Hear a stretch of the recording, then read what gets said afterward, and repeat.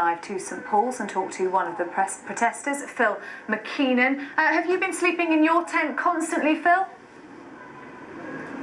Not constantly. I came and donated my tent at the beginning, but because I live close, I thought I'd let other people who live further away take control of it. I mean, that seems to defeat the object of the protest, really, doesn't it? You're just turning up in the daytime and then heading off for a nice warm shower and a warm bed. No, I don't see how it defeats the protest.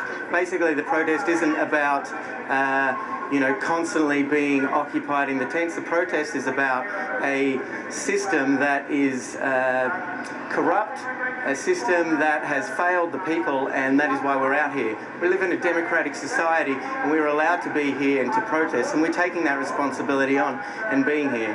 So when is an occupation not an occupation?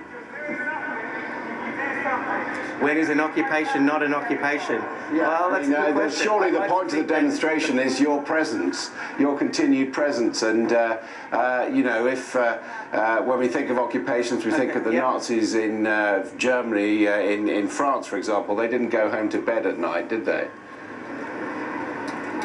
That's interesting that you compare it to the Nazis in Germany. I'd like to think that's a little bit of a stretch. Well, I think what you're doing is imposing your will on everybody else in perhaps a similar way. That's what an occupation tends to do, that you've decided that's the best use for that area, so you're imposing that on everybody else. That's what I understand to be an occupation. Yeah, that's correct. I don't disagree with that at all. Well, you were just quarrelling with it. So on the other hand, what I'm saying is, if your heart is not in it, if most of you are bunking off home, really, is it?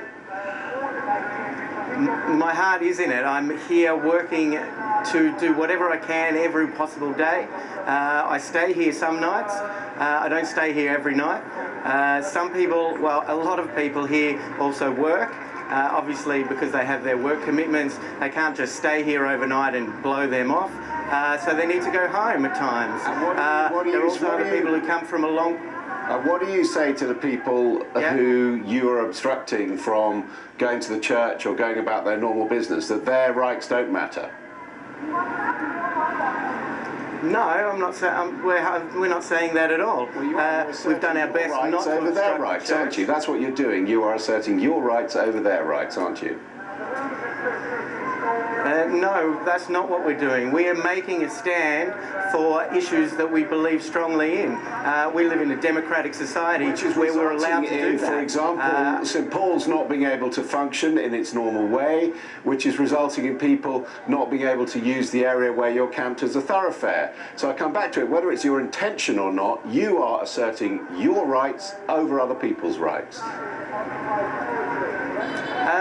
I think that's exactly what the people in power also do, the governments, asserting their rights over our rights. For example, we're here in a democracy, allowed to protest. Why are we not allowed to be here? What is making it so difficult? Why do you think your rights are more important than other people's rights? That's what I'm asking you.